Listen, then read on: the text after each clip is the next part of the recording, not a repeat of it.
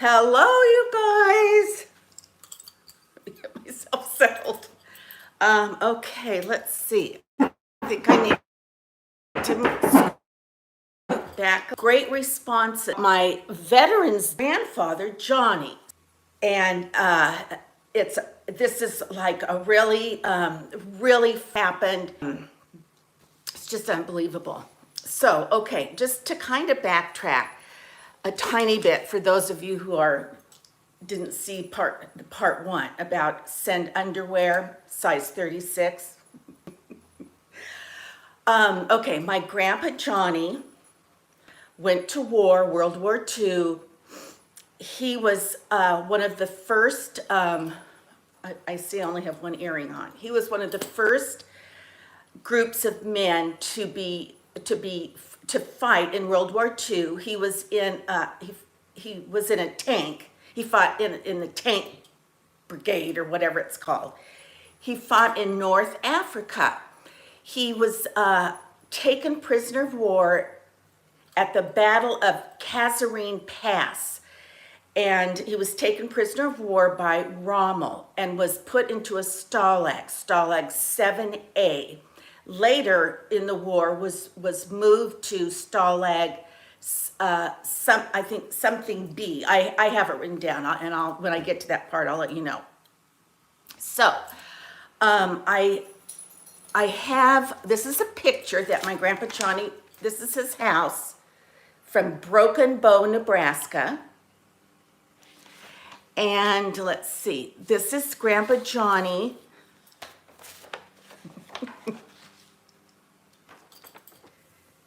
in his uniform, but he's standing in front of some type of an army looking thing. So that's not at his house, but look at his outfit. Look at that smile. So, okay, that's to start with. Now, I'm going to read this. This is the actual newspaper article, and this is what it says. Well, actually, let's see. This is what it says. I'm not going to read the whole thing. It says, official message from Washington received today. Possible captive. Mr. and Mrs. Imboden from Broken Bow, Nebraska received the sad word early Thursday morning of this week that their son, Sergeant Johnny Imboden, was missing in action in North Africa. And then it just goes on to say that the word came in an official telegram. So I'm going to tell you about the morning they received the message that, now they had not heard from Johnny since January. And then the next time they heard from him was February. They discovered that he had been missing in action since Feb 15. And so they didn't know if he was alive, dead, KIA, MIA, what. So his sister Maxine told me that it was very early in the morning, like 5 o'clock in the morning, and somebody was knocking on their door, like boom, like not just a tap, tap, tap, but like, serious knock, enough because they knew it was early in the morning and they knew that they needed to wake the family up. So Maxine, the youngest sister, and she's the one that I spoke with and she's still alive, Maxine said she woke up and she realized that her mom and dad and her sister they were still asleep, that they didn't hear the knock on the door. So she said, since she was the youngest, that she thought, I better not answer it. I better wake up my mom and dad. So she did. She woke up her mom and dad. They got up. We're all like, half asleep. They opened the door to find this, just like we see in the movies, this sergeant standing there handing them this telegram. So they thought, oh my gosh, So Maxine said that everybody just was like tense and cringing and scared, didn't want to open the envelope, the letter. Well, anyway, they huddled together. They they opened the envelope to find that he was missing in action from the Kasserine Pass battle in North Africa, taken prisoner by Rommel, or it didn't say about Rommel or taken prisoner, it just said MIA. So they were, like I said in the other video, they were partly happy that it didn't say KIA because they had hope. So they went to church. It was a Sunday, I guess. They went to church, and the people in this small town in Broken Bow many of them had learned that Johnny was missing in action. So by the time the Imboden, Johnny's family, the Imboden family got to church, everybody was there to greet them and to give them their sympathies and their heartfelt sorrow, and to let them know that they were praying, so that Sunday service was about Johnny.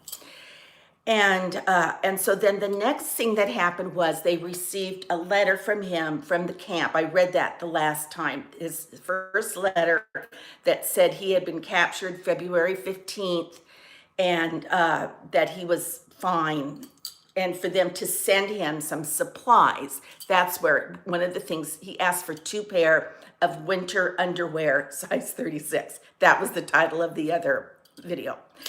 So, okay, then, so he's in the prisoner of war camp. Now, I'm going to show you pictures of the camp.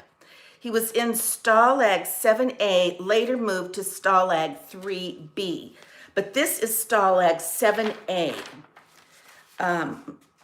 Let's see. I'm going to try to get this picture. I've got a couple pictures. Okay, that's what it would have looked. That's it. Then this was it on the interior. And then this is what the street would have looked like. Let's see. Oh, this is going to kind of be hard to see, but you'll get the picture. You'll get the picture. Let's see there. That was like the prisoner of war camp area. And it says that in this little article, pictures, it says barracks of the Moosburg POW camp, Stalag 7A. That's what this says. And then these are pictures, but the pictures tell about how some of these barracks are being used as like business shops now. In other words, they're still there. And so there you go. Okay, so my grandfather stays. He's a prisoner of war. He survives. This, I have 2 letters that, one is from 2 prisoner of war letters. One is from 1943. So this is like in the middle of his practically 4-year term as a prisoner of war. But I think this gives you, look at his perfect handwriting. It gives you an idea of what's going on. They're very generic, these letters. Dear folks, it was written July 10th, 1943. It's Saturday night about 8 o'clock and raining. Have been reading, have quite a few books here. Work in the kitchen until about 1 or 2 p.m. and then read or sleep in the afternoon. Time goes by fast. A few of the boys have heard from home, so I probably will be getting a letter pretty soon. Well, there is nothing to write as usual, only to say that I'm feeling good, as ever, Johnny. Actually, this was not the letter I was going to read, but I think that, let's see if I have, don't fall. The letters I find interesting. See how they are. That shows he's in 2 different stalags. He had been moved. And then they're stamped, censored, that they've been censored. And this says, that must mean postcard. And something post. So anyway, the paper is very different. It's very, very thin. And then this bends into this little line. And so that's what he wrote these letters from his prison camp to his mom and dad. Then his last letter I looked for, and the last date is September 24th, 1944. No, that's not it. That's not it. His last letter is from 1945. Was that the one I just read? No, anyway. Well, anyway. Well, I won't read this one to you because I just read that other one. But anyway, that's what they look like. And his last POW letter was written in July 1945. The war, and the war was over September. Hold on.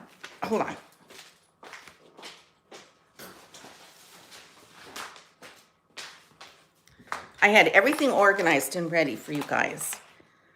Okay, let's see. The war was over. VE Day, which stands for Victory in Europe, was over August 45. Japan did not surrender until September of 45. Let's see here. August and September, yeah. So, okay. Towards the end of the war, at the end of the war, my grandpa Johnny said that the guards started disappearing. And so eventually Russians came into their POW camp and said, the Russians tanks come in there and they say, the war is just about over, or the war is over, whatever. You're free to go. And they said, you can run this way, you can run that way. We think there's an American camp over this way. We think there might be another one over that way. We're not sure where the closest American post is to you guys. You can run and try to find it and hope that Germans don't find you and shoot you along the way, or you can stay here and wait until you're captured, until the Americans come and get you. So my grandfather chose to run. So he said he went, well, this is what he told my brother. My brother told me this story. So he and some of his buddies took off, and they ran and they made it safely to the closest American post. And, where the war was over, so there was no chance of more fighting and stuff like that. So once he got to that post, once he got to that post, he was safe. Okay, now I'm going to back up, because remember I said that my grandfather lived in the house in the neighborhood in Broken Bow, Nebraska, but down the street was his cousin, and his cousin also enlisted in the war, and his cousin's name was Raymond Paul Robeson. I think he went by Paul. And so they got, after, I think 2 years after the war was going on, Paul was trained as a pilot, or in a plane, and his plane was shot down over Germany, but 5 of the crew members survived. He was one of them. So they get this announcement. I have the newspaper clipping right here. It says, well, this is a little announcement that Nebraska captives in radio message. 2 soldiers from Broken Bow, Nebraska, held in German prison camps, one a brother, that would be Johnny, and the other a cousin, last week spoke on a German shortwave radio broadcast that beamed to the United States. Okay, then it says, Johnny Imboden, blah, blah, blah, blah, his parents are, blah, blah, blah, was captured in North Africa and has been in a German prison camp for more than a year. This is what he said on his radio announcement. I'm okay, and I'm receiving letters and parcels. Hope everyone at home is okay. And then they let his cousin, Raymond Paul Robeson, talk. And he said, in the air. I'm in the Air Corps. He was captured when his plane was shot down over Europe. He said that 5 crewmen had been saved. So, okay, so his cousin Paul had been shot down, but now they get to talk, they get to go on this radio and say what I just read you. It was in the paper. So the war's over, and now they are, they're on their way home. Evidently, you're like in this core area for a while, and then when they gather enough soldiers, they put you on a aircraft carrier or some kind of a ship, and then they send you back to America. So this is a newspaper article. Look, it's just tiny, about coming home. You guys are not going to believe this. Fasten your seatbelts. Sergeant Johnny and Sergeant Paul from Broken Bow, cousins recently released from German prison camps, are apparently en route on the same ship, according to letters received by the parents this week. Okay, so they didn't know it, but they were they were in a chow line. They were on the same ship, Johnny and his cousin, who lived right down the street from him in Broken Bow. They didn't know that one had survived, that they were in prison camps. So they're on the ship coming home, and they're in the chow line. And Paul notices my grandpa Johnny in the chow line. And then he yells, "Johnny!" And then my grandpa leans over. And so anyway, the two boys reunite, the cousins reunite after all this time during the war, being in prison camps, coming from the same neighborhood, living on the same street. So, and here they were on the same ship coming home, and see each other in the chow line and embrace. And can you just imagine? And so actually that's what this newspaper article is about, that chance meeting was just so extraordinary that they put it in the newspaper. And so that's the clipping that I have. And then another fun thing about, being a soldier in World War II, here's my grandpa Johnny, just this young boy, practically straight out of high school. And he had been a hometown hero, hometown football player. And a cute anecdote was that every week that they had a football game, a high school football game, that during halftime, his sister told me this, that during halftime that they would play the song, his favorite song by Patsy Cline, which was "I Go Out Walking After Midnight." I love that song. Well, anyway, that was his favorite song, and they would play it on the loudspeaker at halftime, and the guy would say, here's to you, Johnny, wherever you are, we can't wait for you to return. So it just brings, it's just such a part of Americana that the small town boys and the people that loved and supported them are what helped us win this war. So, okay, with that being said, let's see what else I have here. Last letter, radio. Once my grandfather did come home, remember I said he had that job at the parking lot. Well, he went back to the parking lot.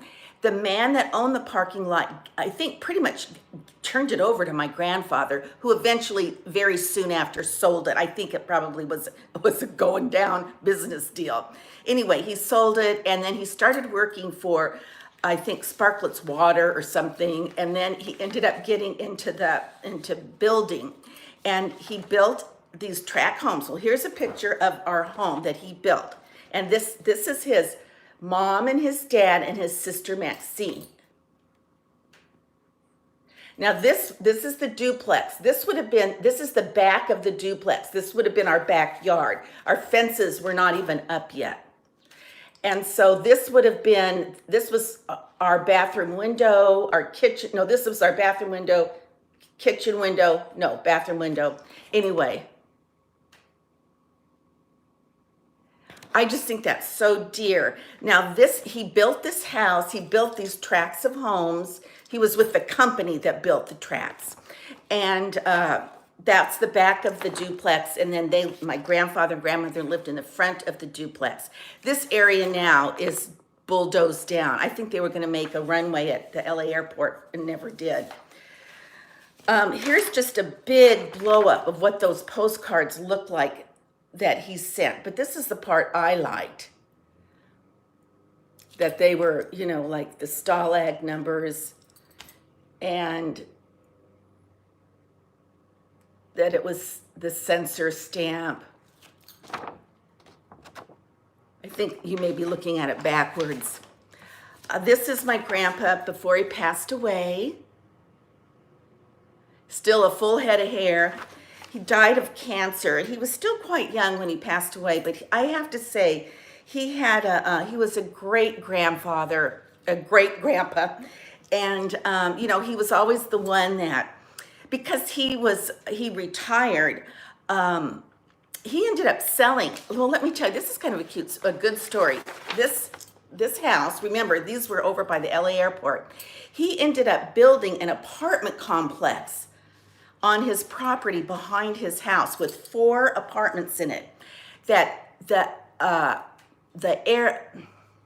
pilots and the airline stewardesses were his tenants because they needed places to touch down. They wanted to live right by the airport. So most of his tenants were people that worked at the airport and were commuters.